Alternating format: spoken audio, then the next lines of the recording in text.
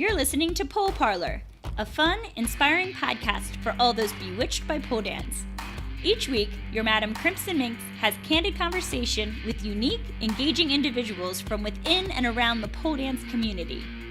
Pole Parlour is passionate about preaching creativity, soulful sensuality, and empowerment through pole dance. You know how we do. Welcome everyone to Pole Parlour. This is episode 35, Weinzierl of Artista Apparel. I'm your host, Crimson Minxxx. This week on the podcast, we have polewear designer and business owner Weinzierl. After taking a couple of weeks off from recording the podcast to move from Los Angeles to Austin, Texas, I thought it would be rad to kick things back off with a guest from my new hometown. So on this episode, we talk about what inspired Megan to start her polewear company, Artista, back in 2014, the real deal behind being a full-time pole dance boss babe, and we get a little political as she shares why she feels it's so important to include dancers of all shapes, ethnicities, and gender in her brand. And don't forget to check out Megan's post-podcast interview on the blog at poleparlour.com, where she shares her favorite photos, music, video, and more. And while you're there, you should sign up for the Pole Parlour newsletter. I promise I am too damn busy to slink into your inbox more than once a month, so no fear of email abuse. So now, here is Megan.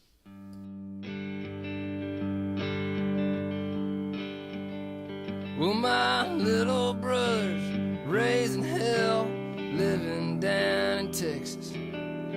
Probably ought to be in jail from the stories that he tells us. Of whiskey nights and rodeos, the strippers down in Austin. He's had himself some real good times if he could just recall them. Welcome, Weinzierl, to Pole Parlour Podcast. How are you today? Good. Hi, Crimson. How are you? So good. Thank you for being with us today. Thank you for having me. Of course. So we'll jump right on in. For how long have you been poling, and how did you first discover pole dance? I started poling in 2011, but I'm a lifelong dancer. I started ballet when I was 2 years old. There's a story about me throwing a fit at a cousin's recital, insisting to be put on stage, being hauled out of the place by my mom. We quickly discovered dance was something that spoke to me. So that was part of my life growing up. And then after college and all of that, was wanting to get back into dancing. And a friend of mine, a very typical story, a friend of mine got a Groupon and said, "Hey, I know you'll try this with me." And I said, "You're right, I will." And, fell in love right away. It's just such an awesome, empowering activity and world to be a part of. Yeah, where is this? Where did you first start? Is this in Austin? Yeah. I had moved to Austin from New York a few years prior. Okay. And one of my friends from high school was living here, and she's the one who took me to the class. Awesome. I know it does oftentimes start with a Groupon or Life Booker or something like that. Weirdly enough. So, hey, those things are working, I think, in the instance of our industry. But so we're talking because you have started an active polewear line called Artista. So I'm wondering, what's your history? Do you have a history in fashion design, or is it something that you... Yeah, I knew that I wanted pole to be a bigger part of my life. And I wanted it to be all-encompassing, and I thought there were a few ways to do that. One would be to be a famous pole dancer, travel, give workshops, and I'm so, admire the women and men that do that. And for whatever reason, I have a design background. I'm a licensed architect, and that's what I was doing years before.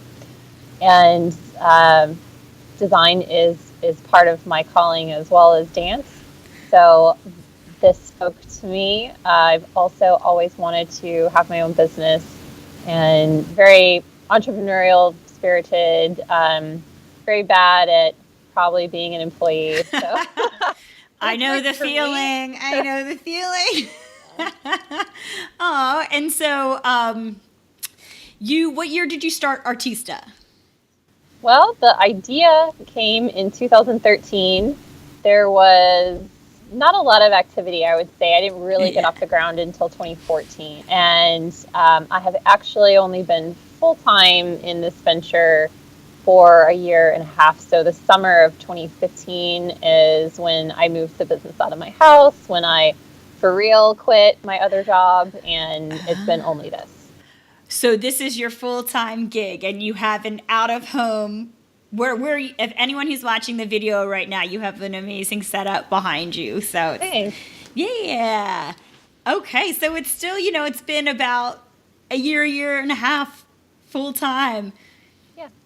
Cool. So tell us about, what's the process? Where are your things produced? Who's doing the designing? What's all of that process like for you? Okay, so I am self-taught. I do make all of the designs myself. With the exception of a very recent addition, we have a new designer on board. So the business is growing. It's not just me anymore, but in the beginning it was.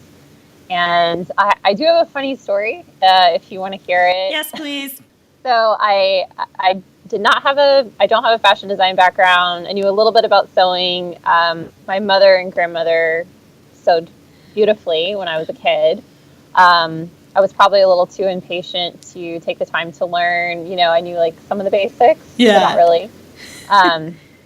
And when I got serious about starting this, I tried to put together my first design, and I want to grab something from back here. So something you may not think about is if this is going to be the finished width of, say, your waistband, you can't cut it this big. You got to cut it this big, right? Because you're going to sew up some of the edges. Yes, for those just listening, Megan's holding up a pair of cute little pole shorts that are polka dot, but she's, the waistband. Okay. I mean, I don't know how to sew, so. Well, so neither did I really. I did learn pretty quickly by making mistakes. Yeah. And so the funny part of the story is the first pair of pole shorts that I made turned out to be a thong. Because you measured exactly and no inseam extra allowance. Yeah. It was a terribly sewn thong. So wait. That's a long way. Yeah, you sew everything? No, not anymore. You used to sew everything? Yes, but I really hate admitting that. That was such a rough part of the beginning. And to anyone who's interested in getting into fashion design and doing your own thing, don't do what I did. Oh my God. Do not take it all on. I did. Production was a scary thing for me, and I didn't know how to make it happen. And for a while, my answer was, I can do it, right? I'm an endless resource. I can not sleep. I can do this. And all I did was burn myself out. And I think anyone who has a dream, has ambition, it's an easy pitfall. A lot of people do it. We run ourselves too ragged because we're so excited about something. So yes, in short, in the beginning, everything, if any of you have 2014 Artista items, they were sewn by me. In your own personal sweatshop that you set up for yourself. Delegating is scary if you've never done it before. It is actually. I'm in business school right now, and my intention was to probably get the degree before I started a business, but I was a little too impatient. Mm-hmm. Management is tough. Management is not a skill that I had the opportunity to practice before starting this, and it's very rewarding now. And having a team is probably one of the most, if not the most rewarding things about this. I love working with other women, and I love giving other people a place to be able to shine and bring their talents. And it is probably the coolest thing I've ever done career-wise. How many people are on the team? Right now there's 5, so we're still very small. So is it all people in production, or do you have marketing people, or how's that delegated?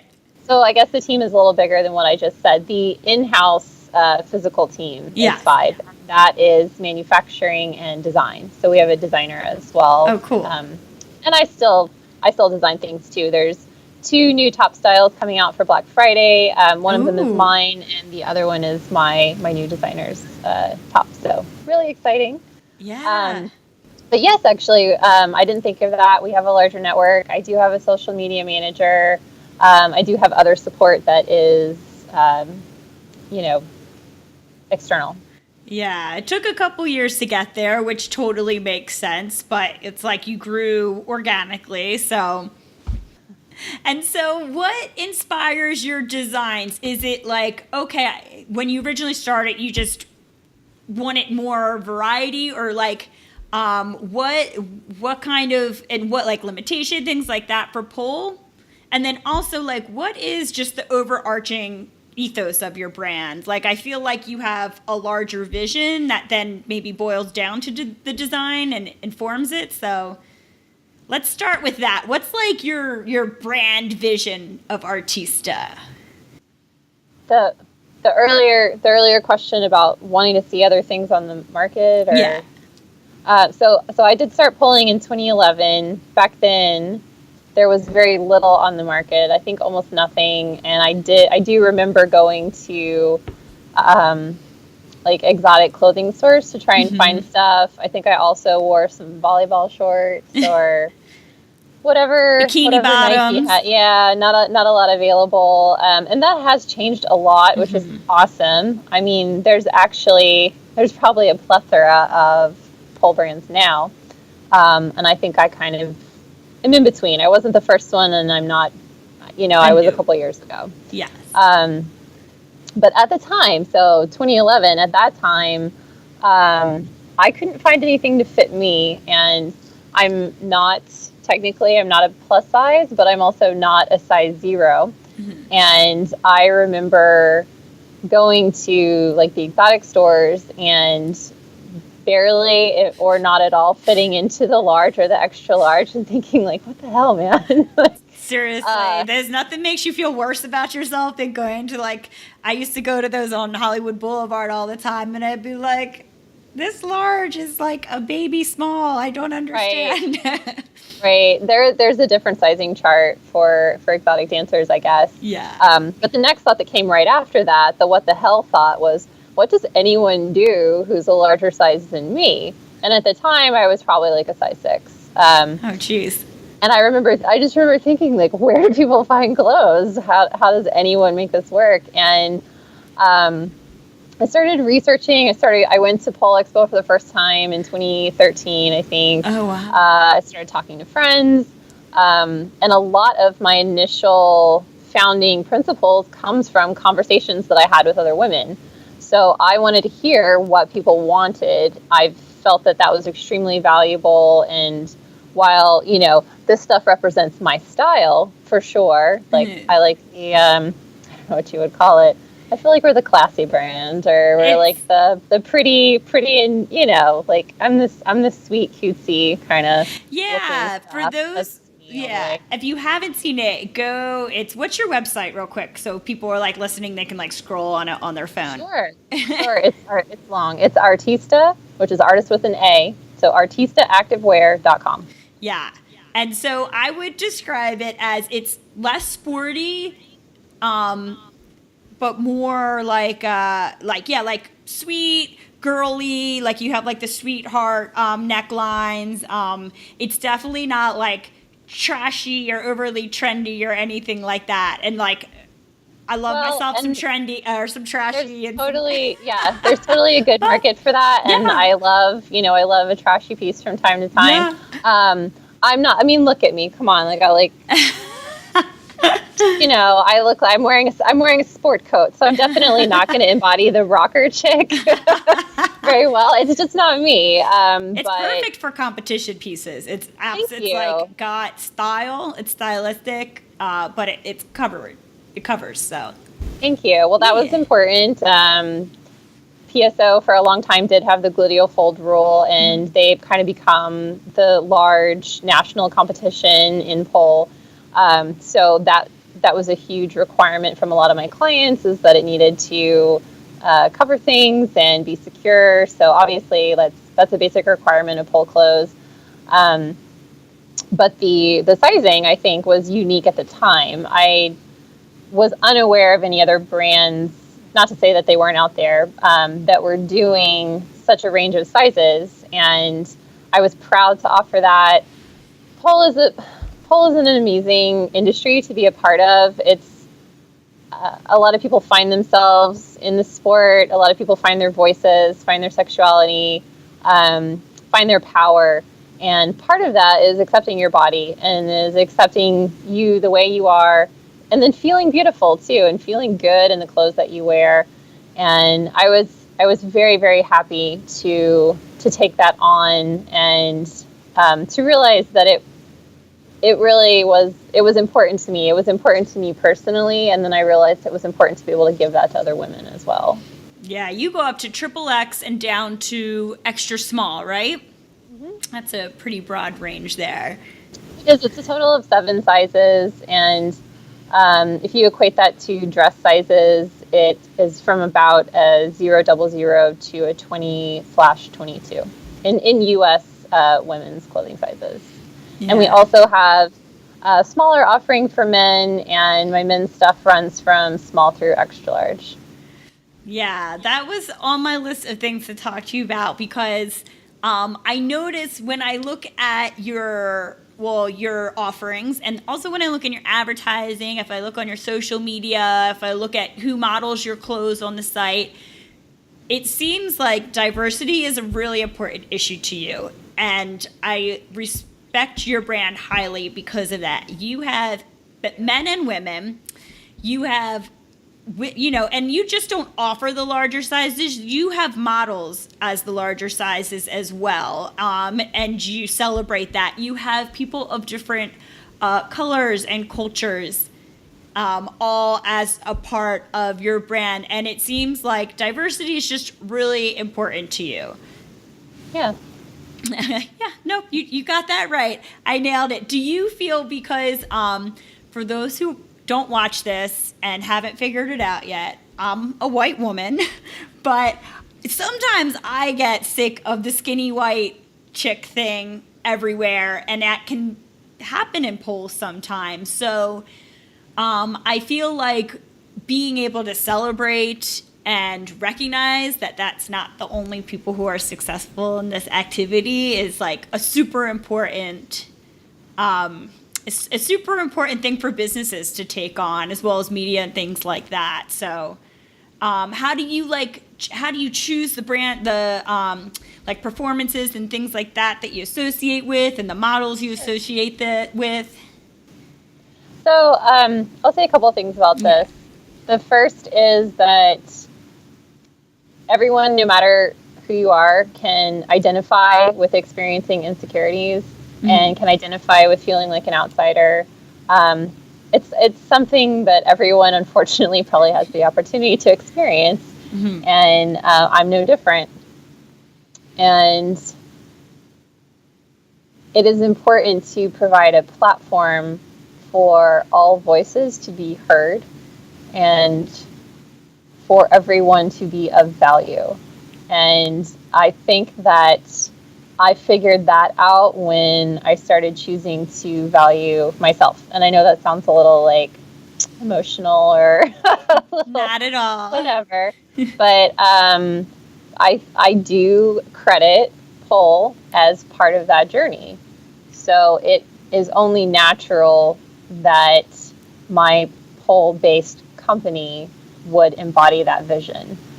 The more you accept that, like, hey, I'm insecure about this and I'm going to love myself anyway, the more you're able to connect with other people, and the more you're able to validate others' stories, right? So I haven't experienced, let's say, racism the same way that a Black woman has, but I have experienced prejudice as a woman, and that is a frame of reference that I can use to sympathize, and the things that I don't understand and I haven't experienced firsthand, listen. I can value that voice. So that really has not a lot to do with the company directly, but that has to do with me. And then frankly, everything that comes out of here is directed by me. It is this company is an embodiment of my voice, which is cool. It's so awesome that I get the opportunity to do that. I lost my train of thought. What was the next part of the question? Well, no, I just wanted to know if you had initially set up, was diversity one of like your initial brand pillars essentially when you started? Yeah. I think so, definitely. It was important to me to show different body types, different types of women, include guys, because there are guys in pole and they matter too. And I want them to be represented and have shiny things to wear too. They gotta look good too on the pole. Yeah, they have to have options, I just thought of that, like, one of the reasons I wanted to have you on at this point was because I met you when I just moved to Austin last week, and you are a fellow Austin Polar. So I was like, well, I need to have, my first podcast back has to be someone from Austin, duh. And then also, but, we just had the U.S. elections, and I've, a lot of people have been thinking about that. And I've, been thinking, I think it's the responsibility of businesses and, media outlets and things like that. It's more important now to show diversity and support diversity in all areas, because if not, I feel like we get into dangerous places. And I don't want to go into politics, but I don't know. I was just like, Artista embodies what I feel like society should be, which is showing. Well, yeah, of course. It was one of the things that I've been following you for a while, and that was one of the initial things I noticed. I think that you're a supporter of maybe dangerous curves, or is that correct? How do you choose the companies that you are a supporter of, the pole companies? Well, I have the great fortune of having a lot of people reach out to me. So even if I'm not as well informed about all of the events, because there are a lot of them, Pole is a very self-starter community. So a lot of the businesses, competitions, companies, we're all individuals that have chosen to lead a life less conventional, right? Yes. So everyone's out there hustling, and basically, if you're interested in including our brand as part of your event, call me. Chances are, we're down. Dangerous curves for sure. So I have a couple of brand ambassadors that are a part of that. Keely Alvarado won the show a few years ago, and prior to the transition, it's now owned by Tasha Ostrander. Yep. We had Roz Mays on before, and she told us all about that. So go back to Roz Mays' episode. Anyone who wants to learn more about dangerous curves, go on. Yes. So Roz is also a brand ambassador for us, and I loved what she was doing. So of course, I was happy to support her. We actually just got back from Melee on the Bayou last weekend in Houston, and that is run by another one of my brand ambassadors, Crystal Belcher. It is a fantastic show, so you've just missed it this year, but go next year for sure. Yes, I was there. I can back this up. It was such a fun show. Yeah, we had a great time. She puts on a really fun event. Yeah. So, and I think maybe another thing that I like to do is hang out with the other little guys, if that makes sense. I'm pretty humble about where I'm at. I'm a smaller business. I'm growing. With any luck and hard work, I'm gonna be a big business someday. I have big dreams. It's gonna happen. And all of us should get there together. So I love hanging out with the other self-starter, first-timer little shows, people that are up and coming in their career as pole artists and are getting signed for the first time as brand ambassadors. You guys are my people all the way. I love, it's a community. I love supporting other people. I think I said this earlier when I was talking about getting the opportunity to have a team here. Apparently it's a calling of mine. Like, it really speaks to my heart. I love inspiring other people. I love empowering other people. I especially love empowering other women. It's where it's at, man. Yeah, I feel it. Yeah, especially this time in history, I feel like girl power is fucking major, man. It is. Okay, yeah. And so I did want to respond to what you said, bringing up the election. Yeah.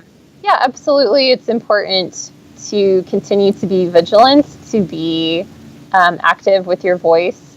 And if anything, I feel that, the election results are a great challenge, a great invitation to us all as a call to action.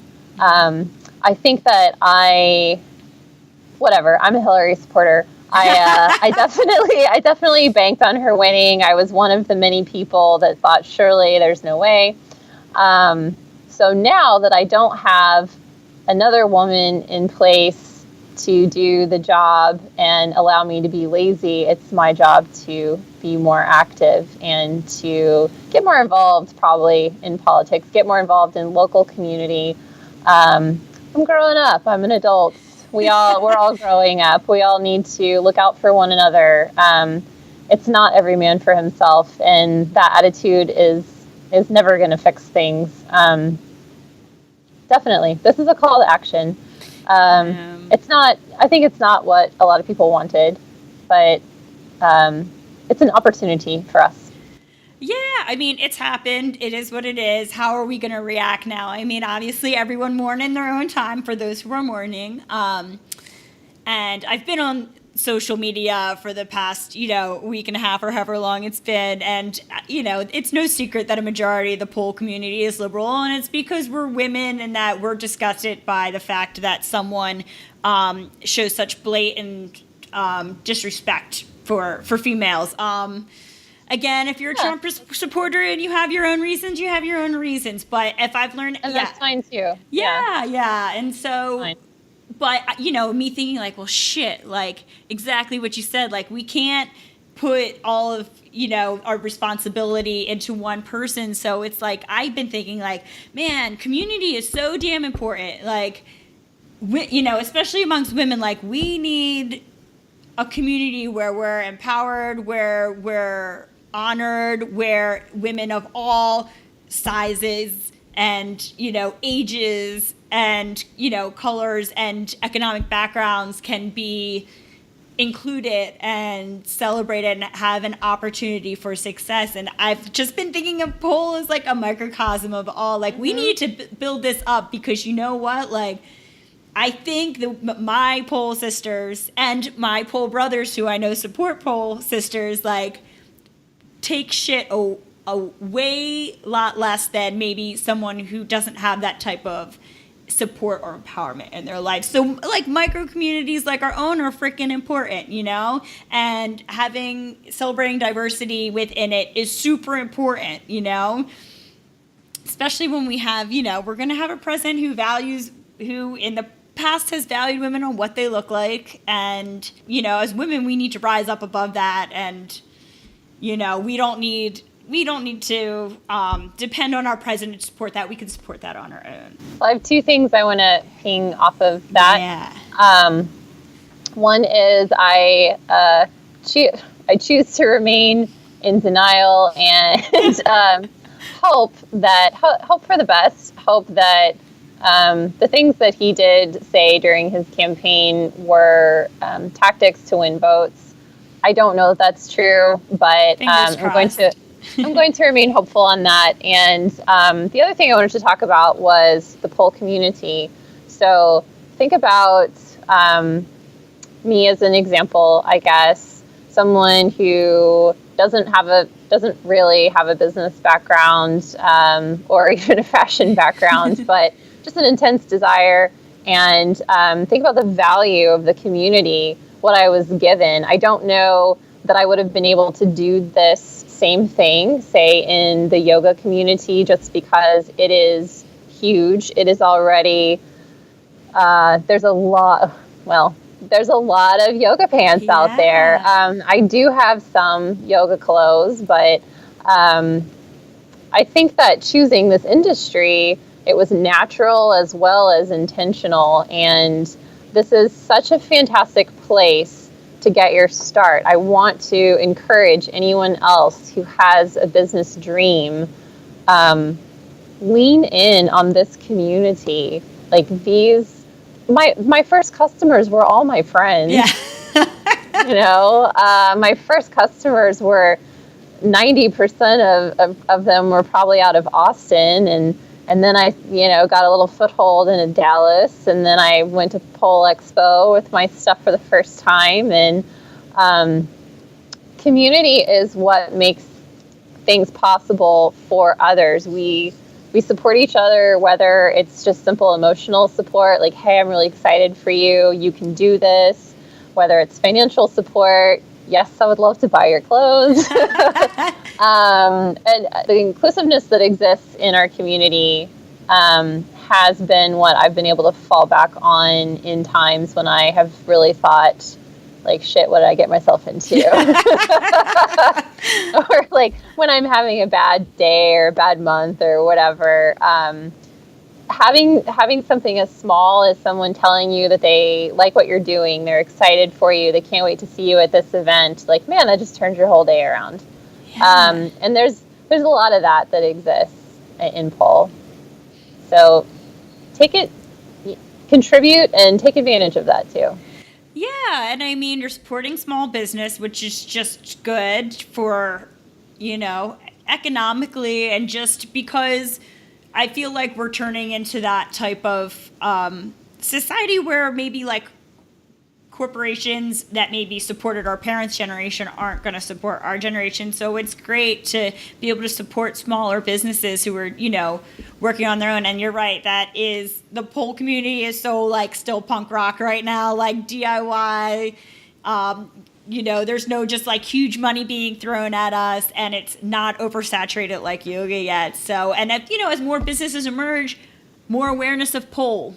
We talk about this when we have dancers on, like, we need more awareness of poles, so we need more appreciation poles, so that people are buying tickets to go see shows, and and just growing and in a positive way. I do want it to grow. Yeah. Definitely. And consider how lucky we are that we got to be a part of it when it was so small. I can't wait to look back in 5 years or 10 years and see this thing as just a massive, I feel like it already is. Maybe it's not, but in my world, it's big. Yeah, it is, and especially when I talk to people, when we have people on the podcast that started in 2005, we feel like, oh my goodness, it's just blown through the roof, but not really. Like, I still have so many friends who have no idea what pole is. There's still lots of room to grow, I think. And you're right, we're still in the pioneering stages, though. So we mentioned some of your brand ambassadors, and I love that you don't necessarily just align, you talked about this, but you just don't align yourself with the huge pole stars. You align yourself with people that you think are, important in the industry. So who else are some? You had Crystal Belcher and... Sure. So the big pole stars are important too. Of course. I like aligning myself with the up and coming people because, like I said, I consider myself to be up and coming as well. It's an opportunity. It's a mutual opportunity for both of us. On deck, I think currently I have 12 or 13 ambassadors and a handful of new ones that are joining for next year. I am, for the first time, stepping out of pole, so I have a plus-size model who is going to be an ambassador for us. I also have an up-and-coming wrestling badass. She's making a name for herself in the wrestling world, which is totally another, like, it's bigger than pole. It's older, but it's totally like a pole type sport there. And she's joining us, and just some more great people from the pole world. Yeah, I always think, that's funny you say wrestling. I always equate us with roller derby for some reason. I have no idea. Like, maybe we both bruise a lot. I'm not sure. But yeah, I feel like aligning with other, pursuits makes total sense. I would recommend, I love your blog.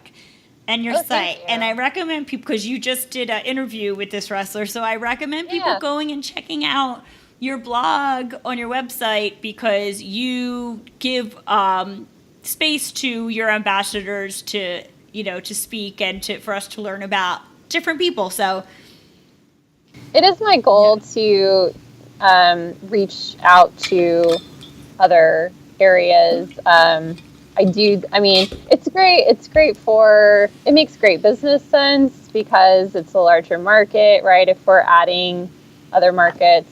But also it's bringing the awareness of pole to those people too.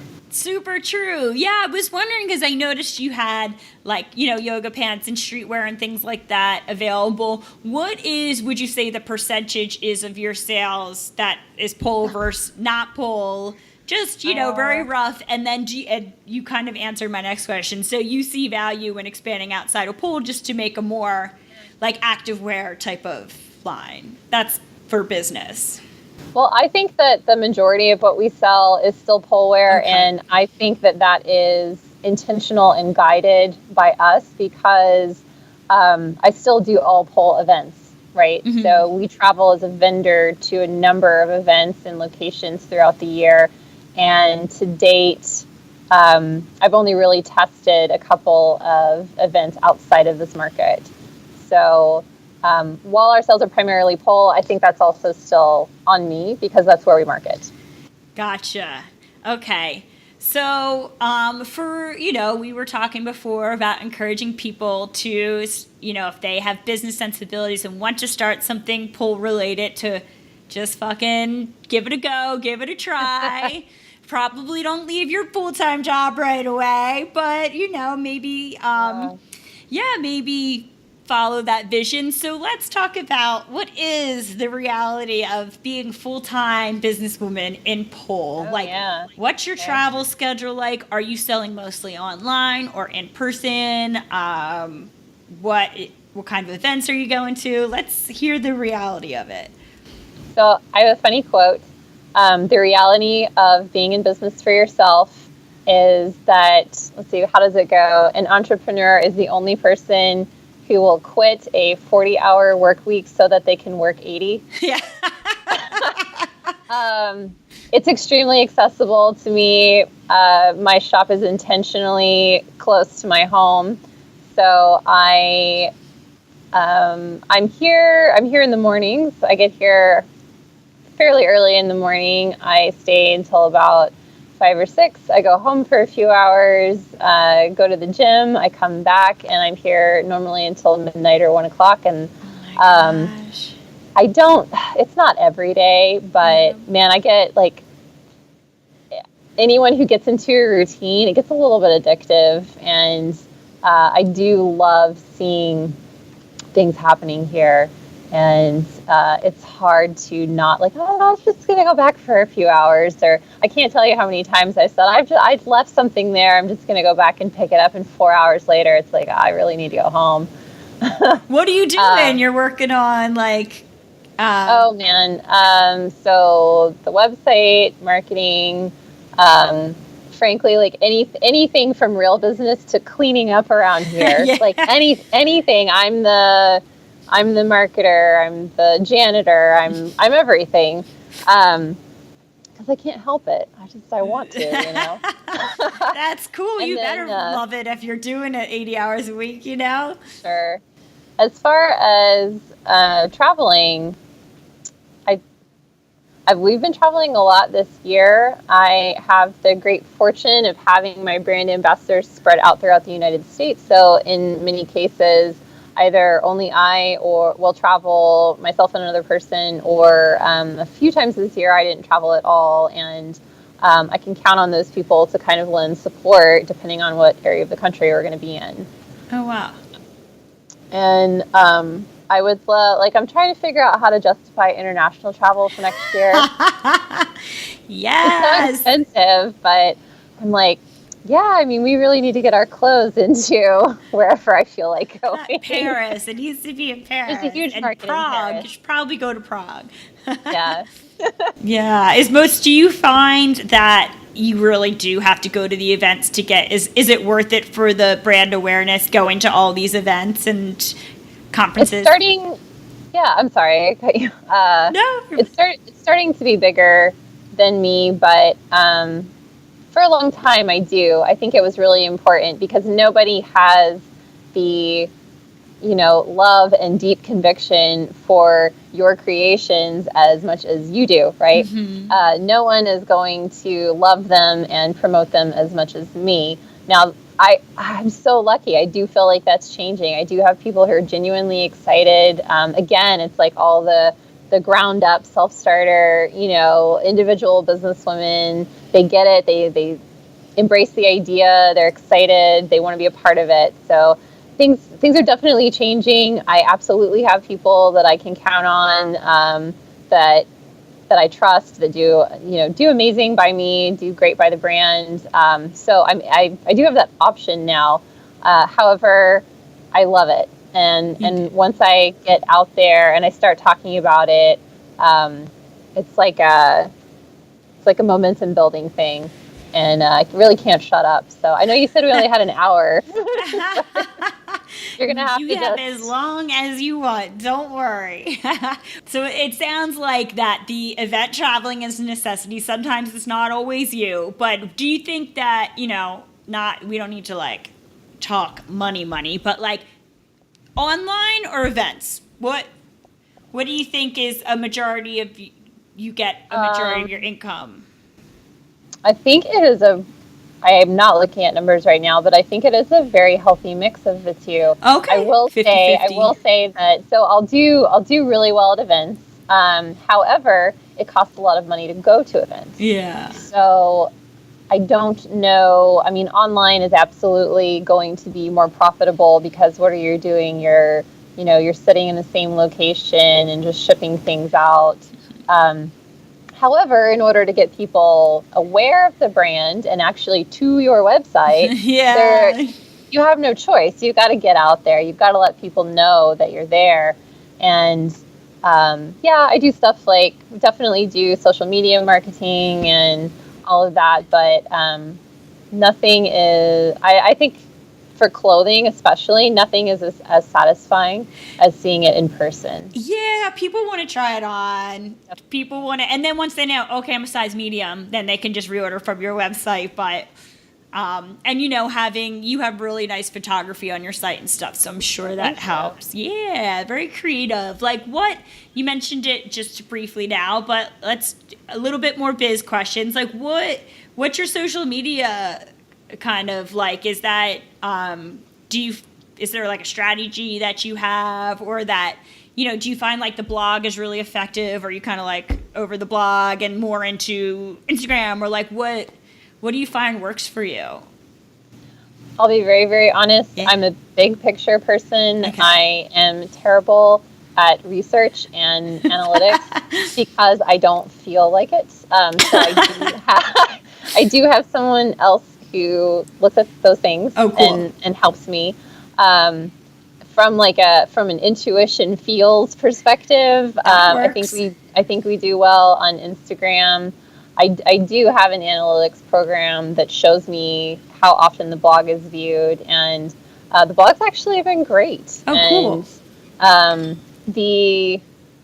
think when we very first started out, I was a little hesitant about being super open with my voice, and it wasn't even really my voice because every blog is actually done by a guest writer, but I was trying to straddle that line between saying something real and not offending anyone. Yeah. It was just tough to do.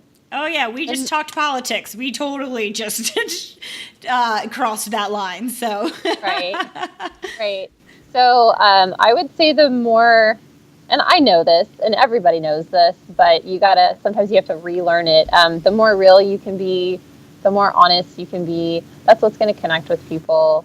So some of the blogs we have that are just pretty frank and open, like that is what's interesting to people. Why why do you want to read a piece that's been whitewashed, right? You don't. Yeah. If people are interested in, writing a blog post, can they reach out to you? Do you accept like submissions? Absolutely. Cool. Absolutely. I work with a handful of really talented guest writers, and they pitch ideas. I think we've touched on this a number of times, but my company is about taking other people's feedback and opinions and ideas and melding them into something that we all like.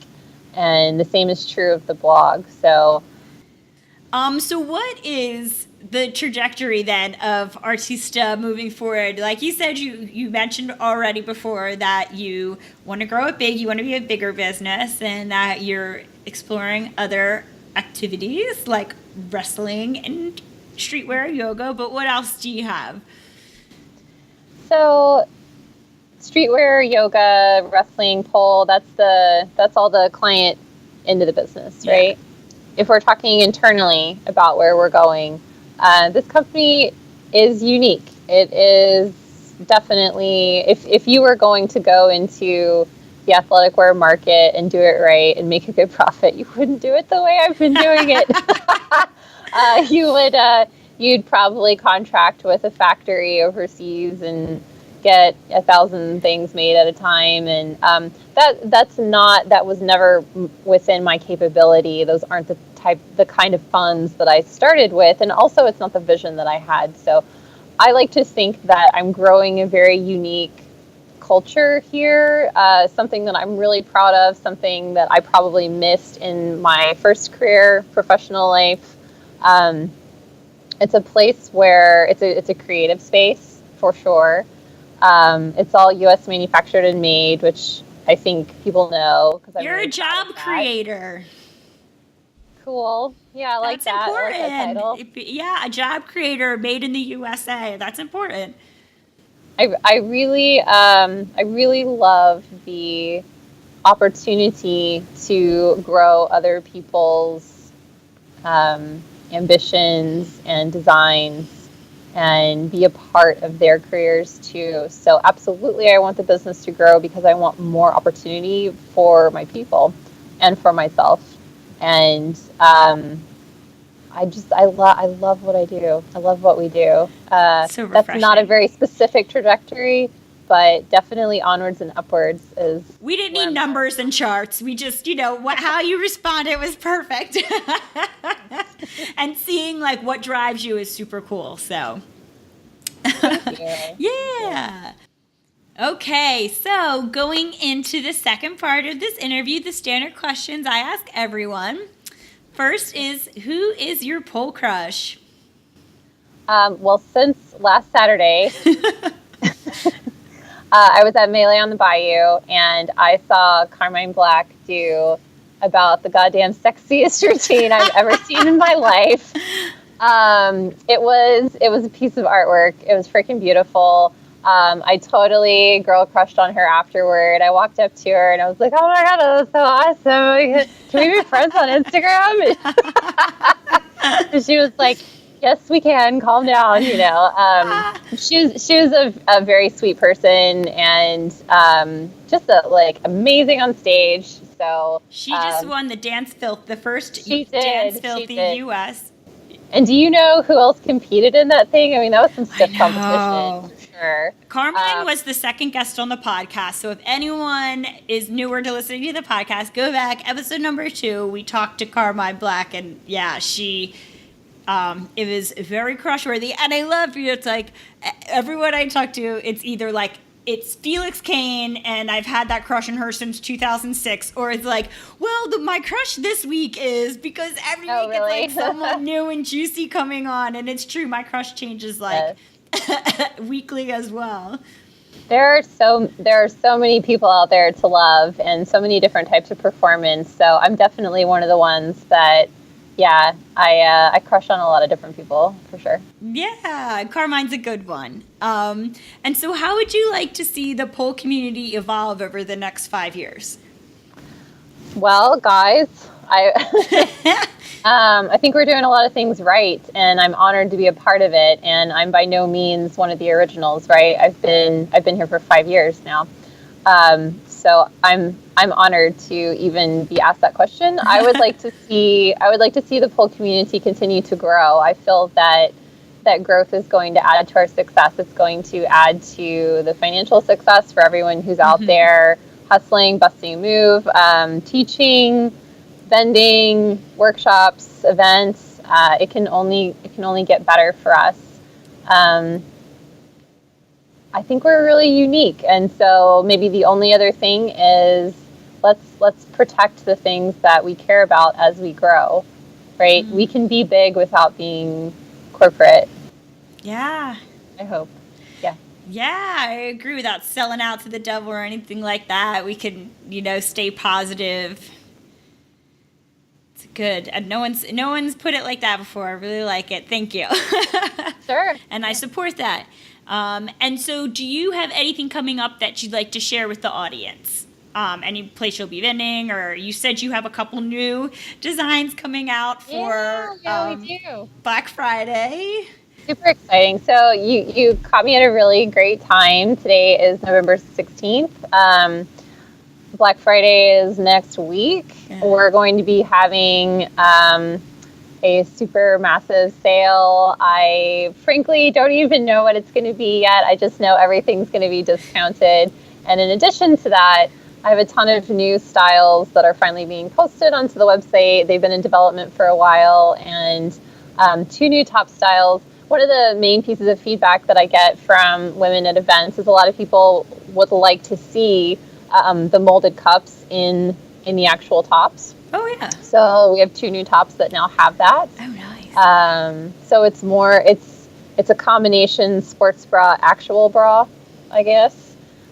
Something that has more shape and coverage, and I'm really excited to see how it does on the market. And then, of course, like always, fun new fabrics and prints. Like I cannot help it. I buy you. You would be horrified to see how many bolts of fabric are in this studio. I can't help it. Anything I see that's cute, I'm like, yeah, that could work. Yeah, I like that. Yeah, send me one of those too. I'm like the fabric supplier's dream client. That's awesome. I'm gonna put your website and your social media in the show notes so people can go on and sign up for your newsletter, because I'm assuming you're going to shoot out a newsletter with the sales, and definitely we all gotta. So that's a tough day to not spend money, so might as well be spending it on pole wear. and small business too. Yes. If you don't need any new pole wear, look for a small business to support. Yeah, Walmart doesn't need more money. Those fuckers are rich as hell. So support Megan. Yeah. Okay, and so before I let you go, can you leave us with an empowering quote or message or story, anything to just sign off with? Ooh, it's a quote from my friend. I hope she doesn't mind me calling her out. Her name is Nia Burks. She's a brand ambassador of mine. I know Nia. She's an awesome person. Yeah, she helped you at Pole Expo. She did, and she helps me in a lot of other ways too, because she's one of my best friends. And we started out as a completely professional relationship through this business, and have grown to really, I think, love one another. But she gave me maybe the best advice I've ever received in my life. It's very simple.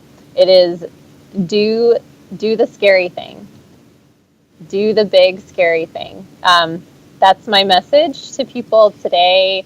It's advice that I didn't want to hear, but I'm so glad that I got it. And if you think about it, like I could still be working as an architect in a corporate job. None of this could exist, and it does because I did the big scary thing. And if there's something in your life that's bothering you, that's sort of here, and you don't really want to address it, it's probably because there's some fear attached to it. And the only real way to address it is to fucking address it. Is to do it, whatever it is. And you know what that means for you, whether that's in your professional life, your relationships, your family, whatever it may be. That's like a Nia and my way of saying, just do it, just go for it. 100%. Nia, that's great, girl. I love it. And Megan, thank you for sharing that. Do the scary thing. And thank you for all that you do in the community and for sharing your story. This is really interesting. A lot of us have no idea what goes on in pole business. So, and I know I talk to a lot of people who think about wanting to do something business-wise in pole. So that's so cool that you encourage people to pursue that. Definitely. I mean, if it's a space where I had the opportunity, everyone else should as well. I'm so happy. I'm so happy to be a part of this. Cool, girl. Well, thank you so much. Thank you. Of course. Thank you for hosting a badass podcast, for choosing me as a guest. I'm really honored because I know the other people that you talk to, and I feel like pole stars are way more interesting, but I'm so excited to be a part of this. So thank you. You're welcome. No, everyone brings value to the community. Business owners, the pole stars, the non-pole stars. So, yay, pole world love. Bye, Megan. Bye. Thank you for listening to the Pole Parlour podcast. Want more? Visit poleparlour.com for show notes and to link to the Facebook group where you can connect with other poloholics and continue the conversation. Listen to past episodes and subscribe to new episodes on the website, YouTube, iTunes, Stitcher, or SoundCloud. Lots of love, babes. Thanks for listening.